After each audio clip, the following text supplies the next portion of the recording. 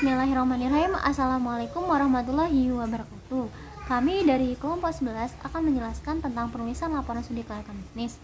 Saya Disgidian Aisyah, NIM 180502073 sebagai pemateri pertama, dan teman saya Hafizuddin Dalimunte, NIM 180500202 sebagai pemateri kedua.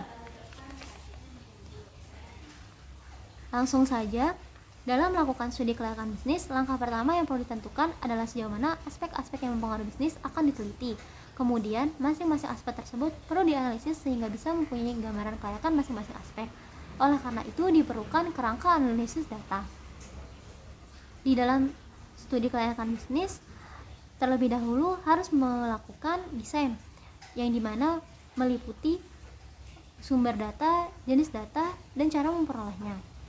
Studi kelayakan bisnis digunakan oleh berbagai pihak seperti perusahaan, perbankan, masyarakat, investor, dan lain-lain. Selanjutnya, dalam laporan studi kelayakan, untuk dapat menarik pihak investor, kreditor, dan pemerintah harus memenuhi persyaratan berikut. Yang pertama, laporan studi kelayakan harus komunikatif. Komunikatif berarti bahwa laporan tersebut harus mampu mengungkapkan keadaan sesungguhnya, agar pembaca terhindar dari interpretasi yang berbagai macam. Yang kedua, harus didokumentasikan, dikarenakan studi kelayakan sifatnya masih perkiraan atau visible, sehingga apabila ada penyimpangan akan segera dapat diketahui. Oleh karena itu, laporan studi harus didokumentasikan dengan cara melampirkan lampiran-lampiran. Yang ketiga, bersifat objektif. Objektif di sini artinya laporan studi kelayakan harus memuat semua aspek, baik yang bersifat positif maupun negatif. Positif di sini artinya dapat menarik simpati investor. Yang keempat, realistis. Realistis artinya di dalam analisis setiap aspek harus didasarkan atas data dan metode yang dapat dipertanggungjawabkan. Selanjutnya, gambaran singkat proyek. Pada bagian awal laporan studi kelayakan dijelaskan mengenai gambaran singkat proyek, sehingga dapat diketahui secara keseluruhan meskipun hanya secara garis besar saja.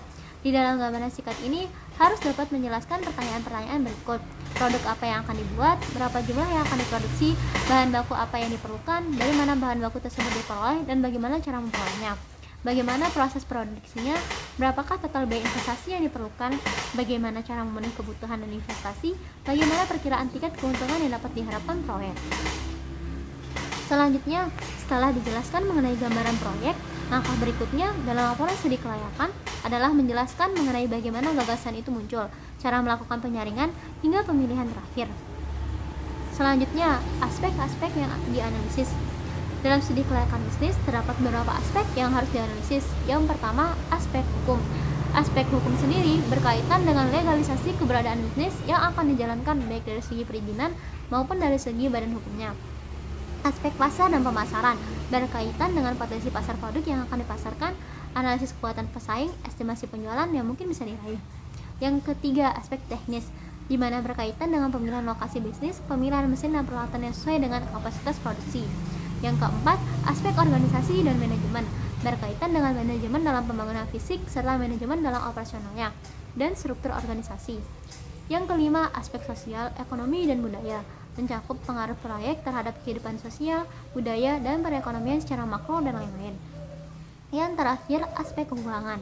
Aspek keuangan berkaitan dengan sumber dan penggunaan dana dan serta proyeksi pengembaliannya dengan tingkat biaya modal. Cukup sekian dari saya, selanjutnya akan dilanjutkan oleh teman saya. Bismillahirrahmanirrahim. Assalamualaikum warahmatullahi wabarakatuh. Perkenalkan, nama saya Hafizuddin Dalimunte.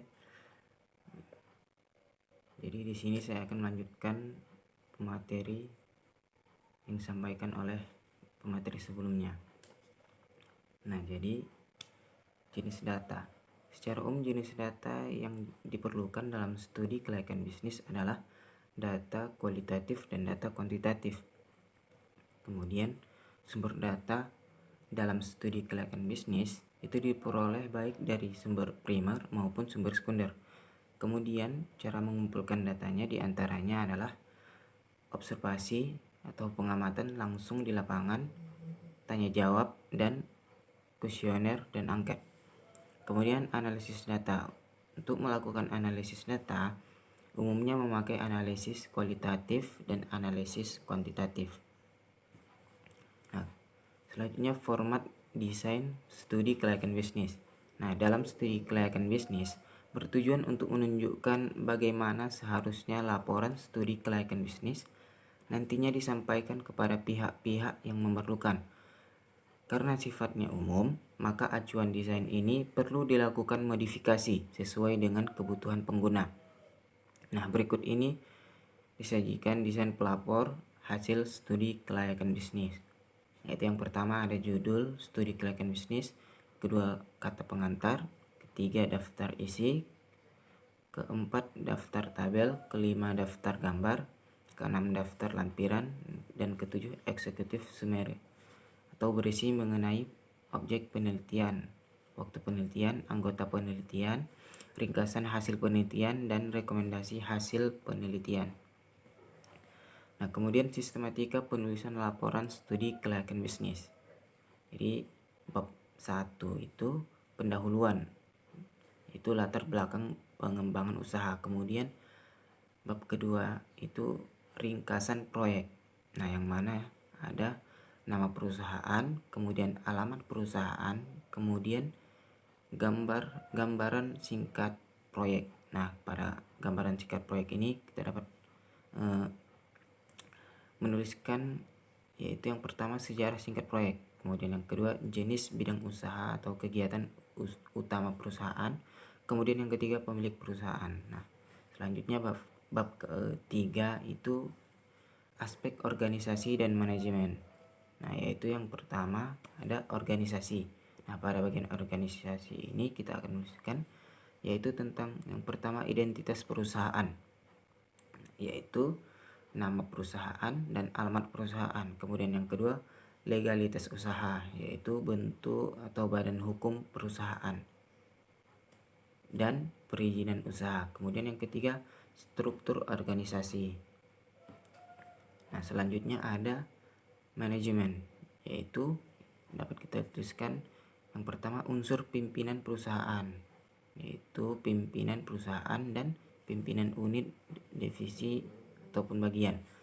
Kemudian yang kedua ialah uraian tugas atau pekerjaan. Kemudian yang ketiga karyawan. Nah, selanjutnya pada bab keempat yaitu aspek pemasaran. Nah, pada bab keempat ini kita tuliskan yang pertama deskripsi atau gambaran pasar kualitatif. Nah, yaitu yang pertama nama produk yang dipasarkan dan kegunaannya. Kemudian yang kedua wilayah atau daerah pemasaran. Kemudian yang ketiga segmen pasar atau kelompok pembeli. Kemudian yang keempat transportasi perdagangan. Dan selanjutnya yang kelima sistem saluran distribusi di wilayah pemasaran. Nah, selanjutnya dari bab keempat ini ada pelaporan pasar, yaitu yang pertama permintaan produk, yakni permintaan masa lalu minimal 5 tahun atau yang berjalan selama ini. Kemudian proyeksi permintaan untuk mendatang minimal 5 tahun. Kemudian yang ketiga faktor-faktor yang mempengaruhi permintaan selama ini dan masa yang akan datang. Kemudian yang terakhir pada bab keempat ini ada kesimpulan aspek pemasaran. Nah, selanjutnya pada bab kelima yaitu aspek teknis produksi atau operasi. Nah, pada bab ini kita akan menuliskan yang pertama itu pelaporan teknis produksi, yaitu nama produk, kemudian dimensi teknis produk, kemudian yang ketiga spesifikasi teknis produk atau standar mutu produk. Kemudian yang kedua dari bab kelima ini teknologi produksi, yaitu alur proses produksi dan sistem produksi. Kemudian yang ketiga kapasitas produk dan rencana produk. Nah, yaitu kapasitas produk per tahun. Kemudian yang kedua rencana produk. Nah, selanjutnya ada pengolahan atau pembuangan limbah. Nah, setelah itu selanjutnya kebutuhan biaya aspek teknis produksi, yaitu yang pertama kita tuliskan biaya investasi, adapun biaya yaitu pengadaan mesin peralatan produksi, kemudian pengadaan tanah dan bangunan pabrik, kemudian pengadaan utilitas, kemudian pengadaan fasilitas pengolahan limbah. Nah, selanjutnya ada biaya operasi produksi selama 1 tahun, yaitu upah kerja produksi, kemudian biaya bahan baku dan bahan penolong, kemudian biaya pemeliharaan atau operasional mesin peralatan dan fasilitas produksi. Kemudian selanjutnya biaya operasional pengolahan limbah. Kemudian yang terakhir dari bab kelima ini yaitu kesimpulan analisis aspek teknis atau produksi ataupun operasi. Kemudian selanjutnya bab keenam yaitu aspek keuangan, yang mana yaitu yang pertama struktur pembiayaan perusahaan ataupun pemodalan. Nah, yaitu yang pertama kita tuliskan pembiayaan investasi, kemudian pembiayaan produksi dan operasi, kemudian struktur permodalan, dan selanjutnya sumber pendanaan modal. Nah, kemudian selanjutnya dari bab ke-6 ini yaitu proyeksi keuangan perusahaan.